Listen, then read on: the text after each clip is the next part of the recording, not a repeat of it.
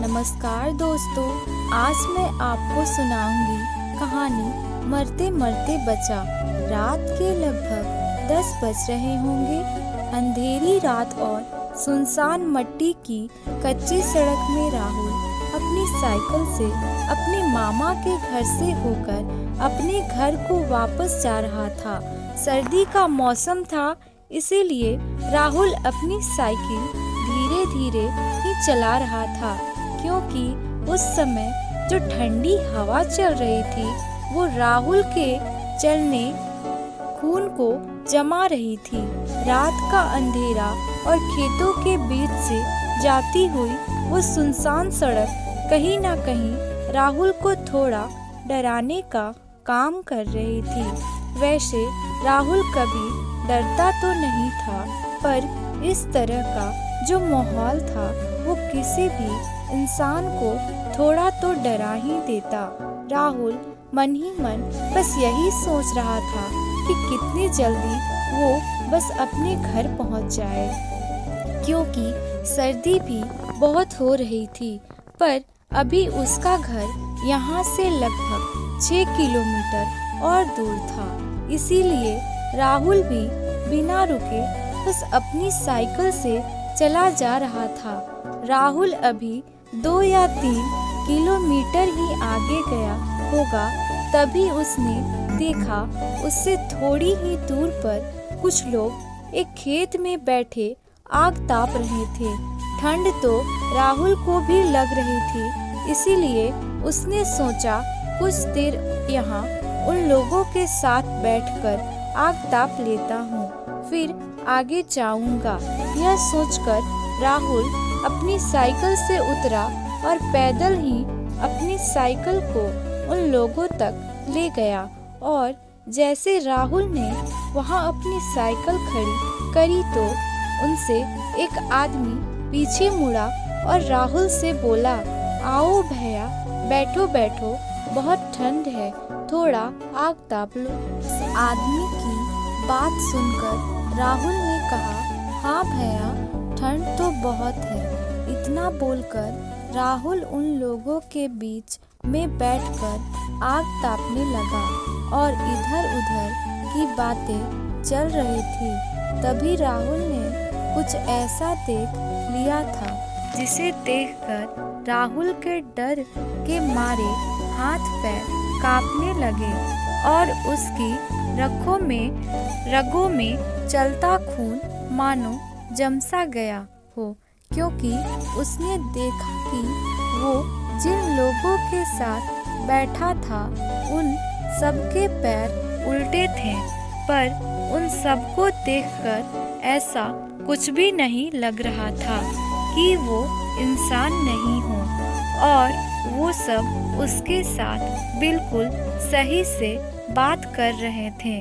पर अब राहुल बहुत डर चुका था, इसीलिए वो बस यहाँ से अब जल्दी से भाग जाना चाह रहा था। पर वो एकदम से भी उठकर नहीं भाग सकता था, क्योंकि शायद उन्हें ऐसा लग रहा था कि राहुल भी उनमें से एक है।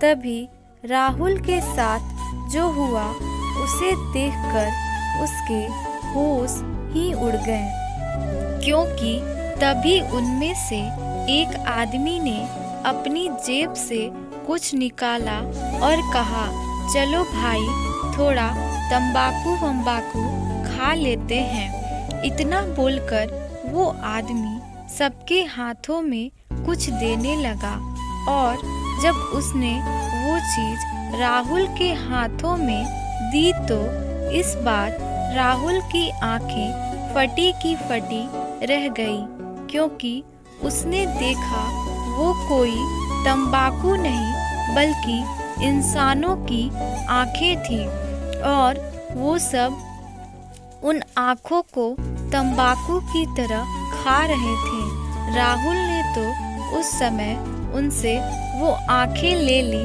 और जैसे वो लोग उन आँखों को खा रहे थे वैसे ही राहुल ने भी उन आँखों को खाने का नाटक करने लगा, और उन आँखों को उन लोगों से छुपाकर फेंक देता है। पर राहुल मन ही मन बस यही सोच रहा था कि कहाँ फंस गया मैं, अब कैसे जाऊँ यहाँ से, यही सब सोच रहा था। वह उन लोगों से बातें भी करे जा रहा था। तभी एक बार फिर उन लोगों में से एक आदमी ने अपने कपड़े में से कुछ निकाला जो उसने अपने कमरे में बांध कर रखा हुआ था। इस बार भी उसने वो चीज निकाली और कहा, चलो भाइयों थोड़े चने खा लो।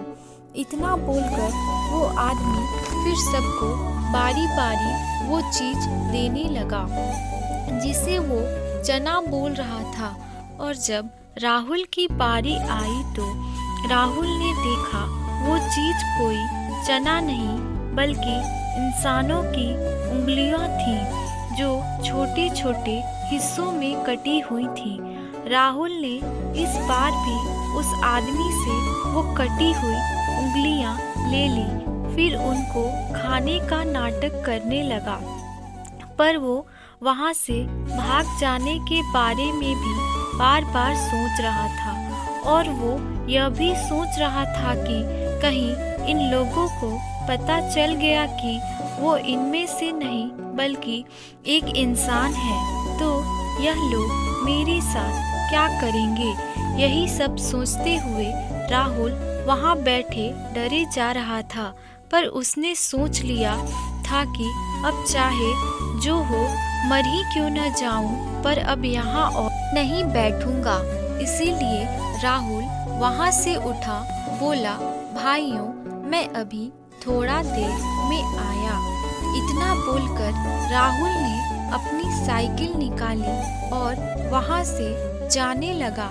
पर शायद उन लोगों को उस समय पता चल गया कि राहुल एक इंसान है। तभी उनमें से एक आदमी राहुल आगे आकर खड़ा हो। इस बार वो देखने में बड़ा भयानक सा हो गया था। अब वो आदमी ही नहीं बल्कि वहाँ बैठे सभी लोग बड़े भयानक से हो गए।